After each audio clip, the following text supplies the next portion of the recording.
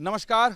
हरियाणा विधानसभा चुनाव के लिए बीजेपी ने अपनी पहली सूची जारी कर दी है, यानी उम्मीदवारों की लिस्ट जारी की, जिसमें 67 नाम शामिल हैं।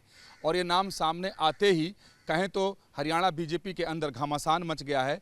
पार्टी छोड़ने का दौर शुरू हो गया है। अभी तक 7 प्रमुख लोगों के इस्तीफे हो चुके हैं और बाकी कार्यकर्ताओं के नाम भी अगर जोड़ दी जाए तो जो लिस्ट है, वो फहरिस्त है, वो काफ़ी लंबी चौड़ी हो जा रही है। आप देखें, किसान मोर्चा के प्रदेश अध्यक्ष ने इस्तीफा दे दिया, ओबीसी मोर्चा के प्रदेश अध्यक्ष ने इस्तीफा दे दिया, कई मोर्चों के महामंत्रियों ने इस्तीफा दे दिया, कई वरिष्ठ कार्यकर्ता बीजेपी के थे, उन लोगों ने इस्तीफा दे दिया। तो नाम सामने आते ही कह सकते हैं कि हरियाणा बीजेपी में इस्तीफों का दौर शुरू हो गया है। उसके बाद से असंतोष भी सामने आने लगा है, क्योंकि जो 67 नाम घोषित किए गए हैं बीजेपी की तरफ से, उसमें जो मौजूदा वक्त के विधायक हैं और मंत्री हैं, उनमें से 9 लोगों के टिकट पार्टी ने काट दिए हैं और उस 9 में से 3 वर्तमान समय में वहां पर मंत्री हैं और एक मंत्री जो जिन्हें पहले हटा दिया गया था, अगर उन्हें भी जोड़ लिया जाए तो 4 मंत्रियों के टिकट कटे हैं। यानी कुल मिलाकर 9 लोगों के टिकट पार्टी ने काट दिए हैं और पार्टी की दलील है कि एंटी इनकम्बेंसी ख़त्म करने के लिए और इन लोगों का परफॉर्मेंस ठीक नहीं था, इसलिए टिकट इनके काटे गए हैं।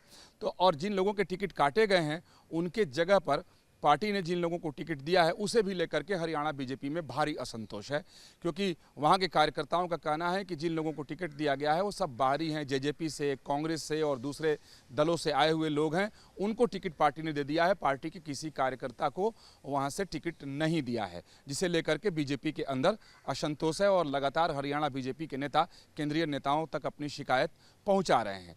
जैसा कि पहले से रणनीति मालूम थी कि बीजेपी ने कहा था कि जो पूर्व सांसद हैं उन लोगों को भी मैदान में उतारा जाएगा, तो अरविंद शर्मा और सुनीता दुग्गल, ये दोनों लोग पूर्व सांसद हैं, इन लोगों को भी टिकट देकर पार्टी ने चुनावी मैदान में उतार दिया है।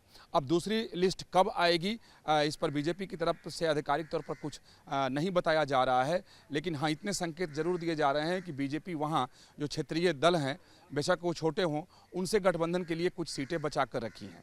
लेकिन यहाँ एक बात जानना बहुत ज़रूरी है कि आपने भी देखा होगा कि पिछले 29 तारीख को बीजेपी के केंद्रीय चुनाव समिति की बैठक हुई और उस समय से ही इंतजार हो रहा था कि पार्टी लिस्ट जारी करे, क्योंकि बीजेपी में सामान्य तौर पर जब केंद्रीय चुनाव समिति की बैठक हो जाती है तो उसके तत्काल बाद उम्मीदवारों के नाम सार्वजनिक कर दिए जाते हैं, लेकिन ऐसा नहीं हुआ। 29 तारीख से लेकर और कल रात में लिस्ट जारी हुई और इतने वक्त तक इंतज़ार करना पड़ा, तो उसके पीछे भी अलग कहानी है कि जब उम्मीदवारों के नाम पर विचार हो रहा था, कई दौर की बीजेपी में बैठक शुरू हुई, केंद्रीय चुनाव समिति की बैठक के पहले, उसके बाद भी, केंद्रीय चुनाव समिति के बैठक के बाद भी हरियाणा कोर ग्रुप की बैठक लगातार होती रही। 7 बैठकें हुई, क्योंकि बीजेपी वहां बिल्कुल फूक फूक कर कदम उठा रही है। बीजेपी की तरफ से कोशिश है कि एक भी नाम गलत तय न हो, क्योंकि 10 साल से पार्टी वहाँ सत्ता में है, तो पार्टी ये मानकर चल रही है कि एंटी इनकम्बेंसी है।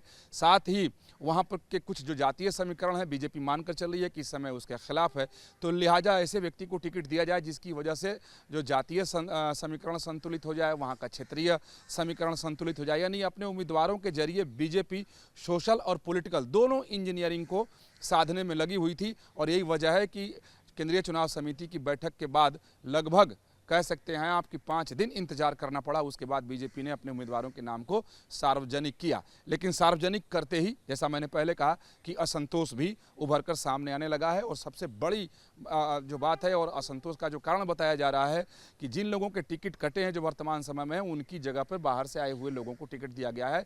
इसे हरियाणा बीजेपी के तमाम नेता और कार्यकर्ता हजम नहीं कर पा रहे हैं। आपको एक छोटी सी जानकारी मेरे पास है, लिस्ट भी है, लेकिन सब बताएंगे तो समय बहुत लग जाएगा। आपको बता दें कि 2 विधायकों की सीट भी बदल दी गई है। 9 लोगों की काटी गई है और 2 लोगों की बदल दी गई है, लिहाजा वो लोग भी असंतुष्ट हैं, लेकिन पार्टी ने उन्हें टिकट दिया है, इसलिए वो खुश हैं। डिप्टी स्पीकर जो है रणबीर गंगावा को नलवा की जगह बरवाला और कोसली के विधायक लक्ष्मण यादव को कोसली की जगह रेवाड़ी से टिकट दे दिया गया है। तो हालांकि दोनों लोग राजी हैं, कह रहे हैं कि पार्टी ने टिकट दिया है तो ये चुनावी मैदान में उतरेंगे जरूर। उसके बाद आप देखें कि जिन लोगों के टिकट कटे हैं उसमें कुछ प्रमुख नाम हैं, जैसे आप देखें विशंभर वाल्मीकि, वो वहाँ मंत्री थे, उनका टिकट कट गया। अरनिया से कैबिनेट मंत्री जो थे रणजीत चौटाला, उनकी टिकट कट गई। अटेली से सीताराम यादव, उनकी टिकट कट गई। पेवा से पूर्व मंत्री संदीप सिंह, उनकी टिकट कटी। सोहाना से जो राज्य मंत्री संजय सिंह, उनकी टिकट कट गई। रतिया से लक्ष्मण सिंह, उनकी टिकट कट गई।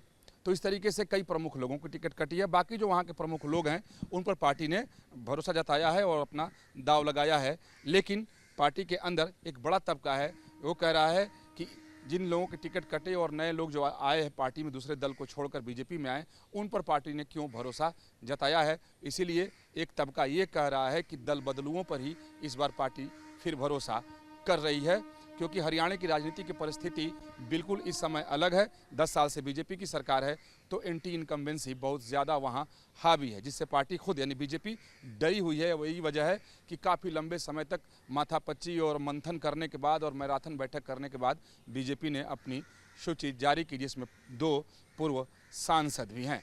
वीडियो जर्नलिस्ट जयराम यादव के साथ Vikas Chandra, news nation, Delhi. News nation अब व्हाट्सएप पर खबरों के ताजा अपडेट के लिए न्यूज नेशन के इस क्यूआर कोड को स्कैन करें